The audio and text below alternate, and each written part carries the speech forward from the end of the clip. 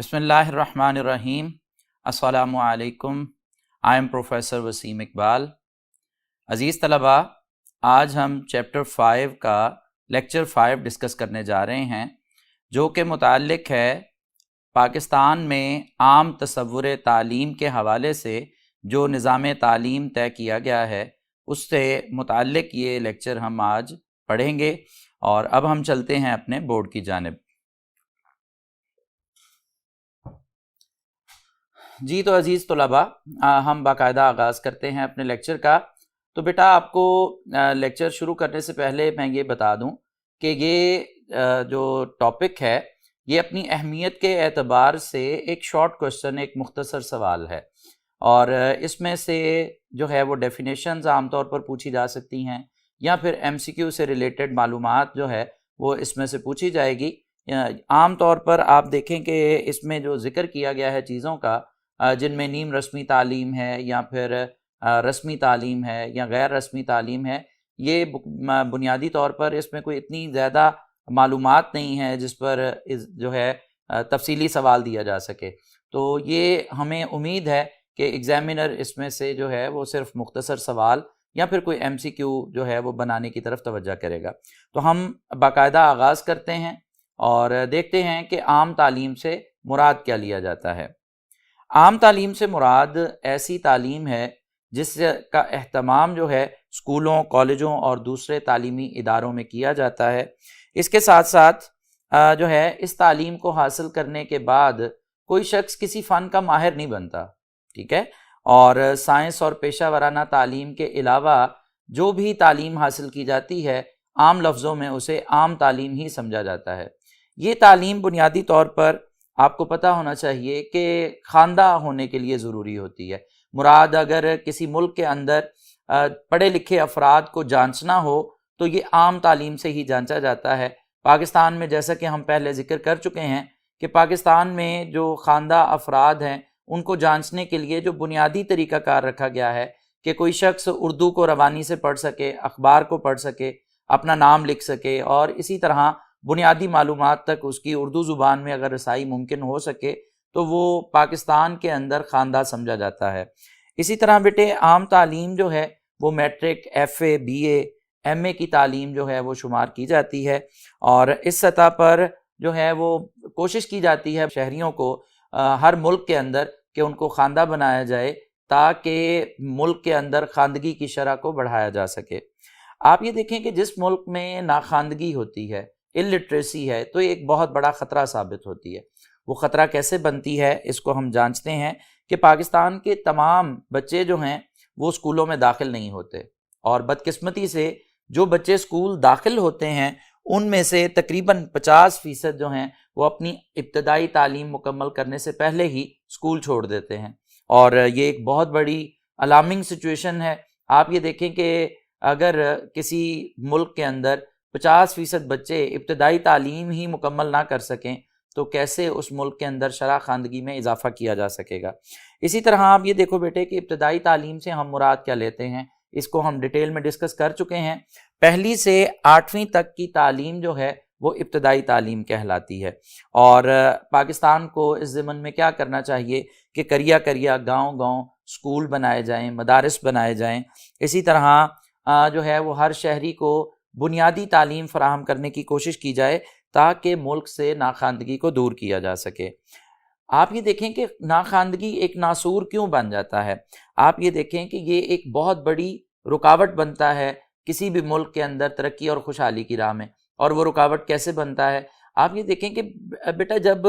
کوئی شخص جو ہے وہ پڑھا لکھا نہیں ہوتا تو روزگار کے مواقع بھی اس کے لیے محدود ہو جاتے ہیں، پھر وہ اپنے زندگی کے گزر بسر کے لیے یقیناً کیا کرتا ہے، کوئی نہ کوئی ایسا غیر مؤثر ذریعہ، کوئی اللیگل وے جو ہے وہ اڈاپٹ کرتا ہے جس سے ملک کے اندر جرائم کی شرح بھی بڑھتی ہے۔ اسی طرح سکلڈ لیبر جو ہے اس کا بھی پڑھا ہونا لازم ہے۔ کسی بھی کہہ لیں سرکاری یا غیر سرکاری جاب کے لیے تعلیم یافتہ افراد کی ضرورت ہوتی ہے۔ تو جب لوگ پڑھے لکھے نہیں ہوں گے تو اس کے ساتھ وہ جو ہے خود اپنے لیے بھی مسئلہ بنیں گے اور اپنے ملک کے لیے بھی مسائل کا پیش خیمہ ثابت ہوں گے۔ تو آپ یہ دیکھیں کہ ہر ملک جو ہے وہ کوشش کرتا ہے کہ زیادہ سے زیادہ افراد کو تعلیم دی جائے تاکہ ملک کے اندر ترقی اور خوشحالی کی راہ کو آسان اور ہموار بنایا جا سکے۔ تو بیٹے اس کے بعد ہم جو ڈیفینیشنز ہیں، جو شارٹ کوسچنز ہیں، ان کی طرف چلتے ہیں اور دیکھتے ہیں کہ رسمی تعلیم کیا ہوتی ہے، نیم رسمی تعلیم کیا ہوتی ہے، اور اس کے ساتھ ساتھ غیر رسمی تعلیم سے پاکستان میں کیا مراد لیا جاتا ہے۔ اس کو جاننے کے لیے ہم چلتے ہیں اپنے نیکسٹ بورڈ کی جانب۔ جی تو بیٹا رسمی تعلیم کی تعریف جو ہے وہ پڑھتے ہیں اور سمجھانے کی کوشش کرتے ہیں آپ کو کہ رسمی تعلیم سے کیا مراد ہوتا ہے۔ واضح اور طے شدہ مقاصد کے تحت مقررہ نصاب اور مشاغل کے ذریعے معاشرے کے مقرر کردہ اساتذہ مخصوص طریقہ ہائے تدریس استعمال کر کے تعلیمی اداروں میں جو تعلیم دیتے ہیں وہ رسمی تعلیم کہلاتی ہے۔ آسان لفظوں میں ہم یہ بھی کہہ سکتے ہیں کہ ایسی تعلیم جو باقاعدہ طور پر کسی تعلیمی ادارے میں طے شدہ نصاب کے مطابق مقاصد تعلیم کے حصول کے لیے دی جاتی ہے وہ بھی رسمی تعلیم کہلاتی ہے۔ یہ دونوں تعریفوں میں سے جو آپ کو آسان لگے وہ آپ یاد کر سکتے ہیں، اور عموماً آپ یہ دیکھیں گے کہ آنے والے ایگزامز کے اندر یہ شارٹ کوسچن کے طور پر ضرور پوچھا جا سکتا ہے۔ طے شدہ تعلیمی نصاب، اسی طرح نصاب تعلیم، تعلیمی مقاصد، مقررہ دورانیہ مخصوص اداروں کے ذریعے معاشرے میں آئندہ نسلوں کا رخ متعین کرنے کے لیے رسمی تعلیم جو ہے وہ لازم ہوتی ہے۔ اسی طرح اسکول، کالج اور یونیورسٹیاں جو ہیں وہ باقاعدہ طور پر رسمی تعلیم کا اہتمام کرتے ہیں۔ یہ شعوری تعلیم باقاعدہ نصاب اور ہم نصابی سرگرمیوں کے ذریعے طلباء کی ہمہ پہلو نشو و نما اور تربیت کا فریضہ سر انجام دیتی ہیں۔ یقیناً کوئی بھی قوم اور کوئی بھی ملک اپنی تہذیب، اپنی ثقافت کو اگلی نسلوں تک منتقل کرنے کے لیے رسمی تعلیم کا سہارا لیتا ہے۔ یقیناً یہ ایک ایسا لازمی عمل ہے کہ اگر ہم اپنی روایات کو آگے بڑھانا چاہتے ہیں، آنے والی نسلوں کو بتانا چاہتے ہیں کہ ہمارے آباء و اجداد جو ہیں وہ کیسی زندگی گزارتے تھے، انہوں نے دنیا میں کیا کارہائے نمایاں انجام دیے ہیں، تو یقیناً اس کے لیے رسمی تعلیم کا ہونا وہ لازم ہے۔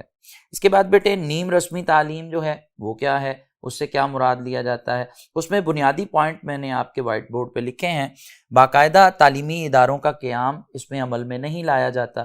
اسی طرح اساتذہ کی باقاعدہ بھرتی بھی عمل میں نہیں لائی جاتی، اور تیسری اہم بات اس میں یہ ہے کہ فاصلاتی کلاسز جیسے علامہ اقبال اوپن یونیورسٹی ہے، جیسے ورچوئل یونیورسٹی ہے، جس کے ذریعے سے لوگ گھر بیٹھے تعلیم حاصل کر رہے ہیں، آن لائن بھی حاصل کر رہے ہیں یقیناً ورچوئل میں، اور علامہ اقبال اوپن یونیورسٹی جو ہے وہ خط و کتابت کے ذریعے، اسی طرح میڈیا جو ان کے چینلز ہیں یا ویڈیو لیکچرز ہیں ان کے ذریعے سے اپنے طالب علموں کو تعلیم دیتی ہے، پھر ان سے امتحانات کا جو ہے وہ اہتمام کرتی ہے، پھر ان کو ڈگریز بھی جاری کی جاتی ہیں۔ اسی طرح آپ یہ دیکھیں کہ ذرائع ابلاغ جتنے بھی ہیں وہ استعمال کیے جا سکتے ہیں، وہ خط و کتابت ہو یا پھر اس کے ساتھ ساتھ آج کل انٹرنیٹ کی دنیا ہے، ویڈیو لیکچرز ہیں، ٹیلی ویژن کی ٹرانسمیشنز ہیں، ریڈیو ٹرانسمیشنز ہیں، یہ سب ہی تعلیم کے لیے استعمال کیے بھی جاتے ہیں اور ہو بھی رہے ہیں، اور یہ سارا عمل جو ہے وہ نیم رسمی تعلیم کہلاتا ہے۔ یقیناً یہ ایک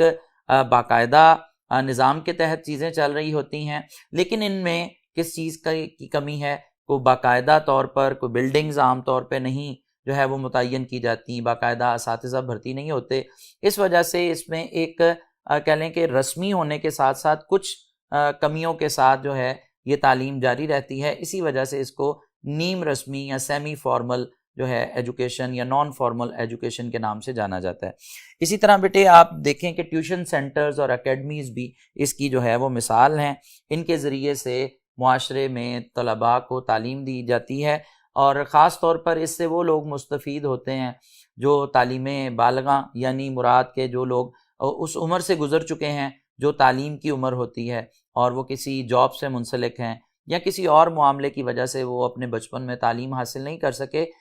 اس سے مستفید ہونا ان کے لیے زیادہ آسان ہے، اور یقیناً اپنی جو کمی ان کی زندگی میں رہ گئی تعلیم کی وجہ سے اس کو وہ زندگی کے کسی بھی حصے میں نیم رسمی تعلیم کے میتھڈ کو اڈاپٹ کر کے مکمل کر سکتے ہیں اور پھر سے تعلیم کے عمل سے جڑ سکتے ہیں۔ اس کے بعد بیٹے ہم اپنے لاسٹ سیگمنٹ کی طرف آج بڑھتے ہیں، اور وہ ہے غیر رسمی تعلیم۔ غیر رسمی تعلیم آپ جانتے ہیں، میں اس کے لیے آپ کو ایک پیراگراف پڑھ کے سناتا ہوں تاکہ آپ بہتر طور پر اسے سمجھ سکیں۔ غیر رسمی تعلیم باقاعدہ اداروں سے حاصل نہیں ہوتی اور نہ ہی شعوری انداز میں مقاصد تعلیم کو پیش نظر رکھ کر جو ہے وہ یہ تعلیم دی جاتی ہے۔ گھر میں، گلی محلے میں دوستوں کے ساتھ کھیلتے ہوئے، بازار میں، مسجد میں انسان بہت کچھ سیکھتا ہے۔ یعنی یہ سارے وہ مواقع ہیں جہاں پر انسان کے سیکھنے کا عمل ساتھ ساتھ چلتا رہتا ہے۔ یہ سب غیر رسمی تعلیم کے طریقہ کار ہیں۔ غیر رسمی تعلیم کے لیے جگہ،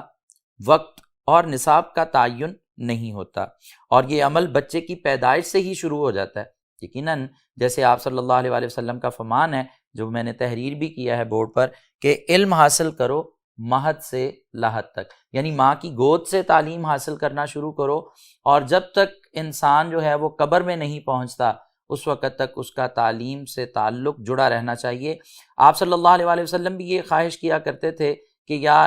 الہ العالمین، مجھے یا تو طالب علم رکھ یا مجھے استاد رکھ، یعنی ان دونوں میں سے کسی ایک کیفیت میں ہمیشہ میں رہوں، یا تو میں طالب علم رہوں، علم سیکھنے والا رہوں، یا دوسروں کو سکھانے والا رہوں۔ تو یہ ایک معزز پیشہ ہے یقیناً، اور یہ ایک پیشہ پیغمبری ہے، اور لازمی بات ہے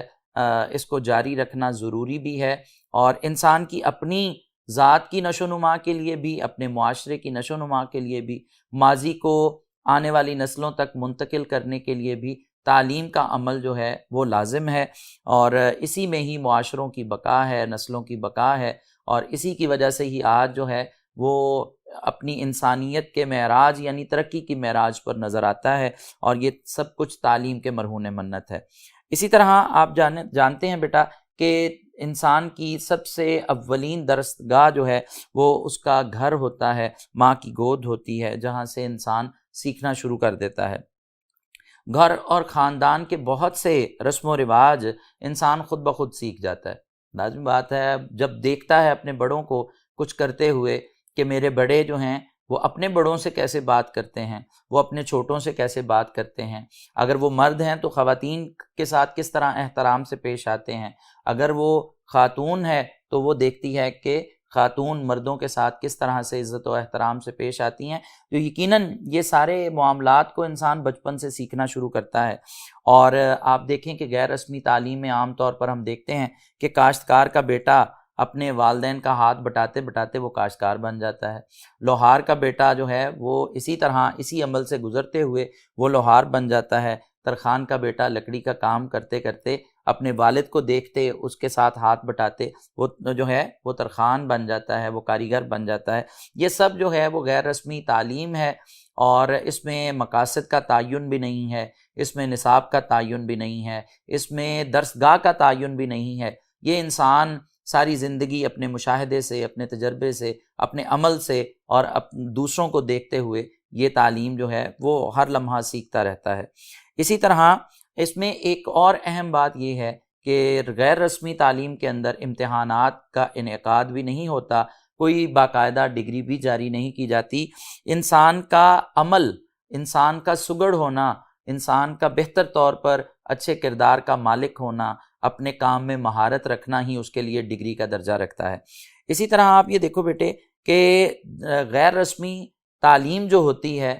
اگر ہم صحیح معنوں میں دیکھیں تو اس کا دائرہ کار رسمی تعلیم سے بھی وسیع ہے اور نیم رسمی تعلیم سے بھی وسیع ہے۔ یقیناً یہ ایک ایسا کہہ لیں کہ انفارمل ایکشن ہے جو کہ پیدائش سے وفات تک جاری رہتا ہے، اور رسمی تعلیم آپ دیکھتے ہیں کہ وہ بچہ اسکول میں داخل ہوتا ہے، اسکول کی تعلیم سے فارغ ہو کر کالج میں جاتا ہے، یونیورسٹی میں جاتا ہے، ایک وقت آتا ہے کہ وہ انتہائی تعلیم حاصل کر لیتا ہے۔ اگر وہ کسی شعبے میں ڈاکٹریٹ تک یا پوسٹ ڈاکٹریٹ تک چلا جاتا ہے تو فارمل ایجوکیشن اس کے بعد جو ہے وہ اختتام پذیر ہو جاتی ہے۔ اسی طرح نیم رسمی تعلیم بھی ڈگریوں کی محتاج ہوتی ہے، لیکن غیر رسمی تعلیم کی طرف ہم جب دیکھتے ہیں تو غیر رسمی تعلیم پیدائش سے وفات تک جاری رہنے والا عمل ہے۔ یہ تینوں جو عنوانات ہیں، ٹھیک ہے،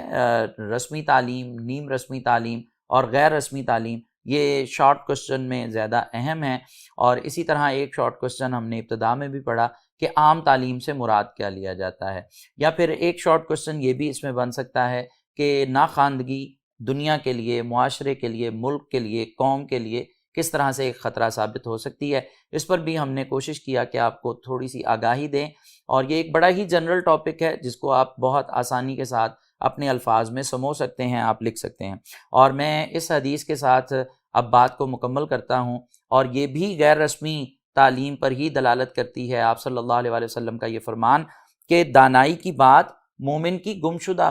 میراث ہے، ٹھیک ہے، گمشدہ بات ہے، گمشدہ چیز ہے، وہ اسے جہاں ملے اسے لینے کا زیادہ حق رکھتا ہے۔ اس کا مطلب یہ ہے کہ مومن کبھی سٹبن نہیں ہوتا، سٹیگننٹ نہیں ہوتا، اس کی زندگی میں کبھی جمود نہیں ہوتا، وہ ہمیشہ متحرک رہتا ہے، ٹھیک ہے نا۔ آپ یہ دیکھو بیٹا کہ مردہ جو ہوتا ہے وہ جامد ہوتا ہے، وہ ساکن ہوتا ہے، وہ ایک جگہ رک جاتا ہے، وہ ہل جل نہیں سکتا، وہ حرکت نہیں کر سکتا، لیکن انسان جو ہے اس کی زندگی میں جو ہے وہ تحرک، ٹھیک ہے، وہ جیسے آپ دیکھیں کہ کل من علیہا فان ویبقی وجہ ربک ذو الجلال والاکرام، کہ دنیا میں ہر چیز فنا ہونے والی ہے سوائے اللہ تعالیٰ کی ذات کے، لیکن آپ یہ دیکھو کہ جب تک انسان دنیا میں ہے تو اس کا متحرک رہنا ہی اس کی زندگی کی علامت ہے، ٹھیک ہے نا۔ جس طرح شاعر بھی جو ہے ایک شعر میں کہتا ہے نا کہ ثبات ایک تغیر کو ہے زمانے میں، تو مطلب یہ ہے کہ تبدیلی ہی زندگی کے اندر آگے بڑھنے کی علامت ہے، اور جب انسان کے اندر تبدیلی آنا، انسان کے مزاج میں، انسان کے ماحول میں یہ عمل رک جاتا ہے، تو اس کا مطلب ہے کہ وہ بھی، اس کی روح دنیا سے پرواز کر چکی ہے۔ تو اس حدیث سے ہم یہ سمجھتے ہیں کہ جب جیسے جیسے زندگی آگے بڑھتی ہے تبدیلیاں رونما ہوتی ہیں، اور ایک مومن کی یہ خاصیت ہے کہ وہ اپنے اندر ہمیشہ نرمی رکھتا ہے، اور جہاں بھی اس کو عقل کی، دانائی کی اور اچھی بات ملتی ہے تو وہ اس کو فوراً سے اڈاپٹ کرتا ہے، تاکہ وہ اپنی زندگی میں بھی اس کو اپنا سکے اور دوسروں کے لیے بھی وہ مشعل راہ بن سکے۔ تو اس امید کے ساتھ کہ بیٹا آپ نے یہ شارٹ کوسچنز اچھے طریقے سے سمجھ لیے ہوں گے، میں اپنے لیکچر کو وائنڈ اپ کرتا ہوں، اور آخر میں آپ کے لیے یہ دعا ہے کہ اللہ تعالیٰ آپ سب کو کامیاب کرے، اور دنیا میں بھی اور آخرت میں بھی ہم سب کے لیے اللہ تعالیٰ جو ہے وہ کامیابی کا زینہ بنائے ہماری تعلیم کو، اور ہمیں اپنی رحمت سے نوازے۔ السلام علیکم۔